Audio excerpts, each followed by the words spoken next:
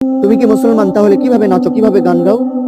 তোমার জন্ম কি ইসলামের দুর্নাম করার জন্যই হয়েছে? নিজে বেহায়ার মতো নাচো, বেঈকেলের মতো গান গাও, আবার সেই ভিডিওগুলো সোশ্যাল মিডিয়াতে আপলোড করো।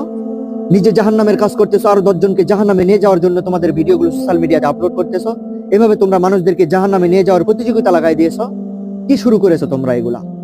কখনো বউকে নিয়ে ভিডিও বানাও, কখনো বোনকে নিয়ে ভিডিও বানাও, কখনো মানুষকে নিয়ে রোস্ট করো, কখনো রোস্টের ভিডিও বানাও।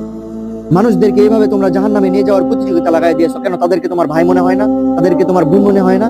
এভাবে তোমরা খ্রিস্টানদের মতো মানুষদেরকে জাহান্নামে নিয়ে যাওয়ার তোমরা প্রতিযোগিতা লাগাই দিয়েছো। তোমাদের মিশন কি এটাই? তোমরা মুসলমানদেরকে জাহান্নামে নিয়ে যাবা, তোমাদের ভাই বোনদেরকে জাহান্নামে নিয়ে যাবা? মুসলমান হয়ে যদি তুমি এরকম নাচ গানের ভিডিও বানাও, পাবলিক তুমি ধরে নিও সে তোমাকে জাহান্নামে নিয়ে যাওয়ার জন্যই তাদের প্রতিযোগিতা লাগাই দিয়েছে। তাদের মিশন এটাই। ইবলিস শয়তানের মিশন হলো মুসলমানদেরকে জাহান্নামে নিয়ে যাওয়া। এই কন্টেন্ট ক্রিয়েটরের মিশন হলো মুসলমানদেরকে জাহান্নামে নিয়ে যাওয়া। তাদের চ্যানেল যদি তুমি সাবস্ক্রাইব করে রাখো, তুমি নিজের উপরে নিজে জুলুম করতেছো, নিজেকে নিজে জাহান্নামে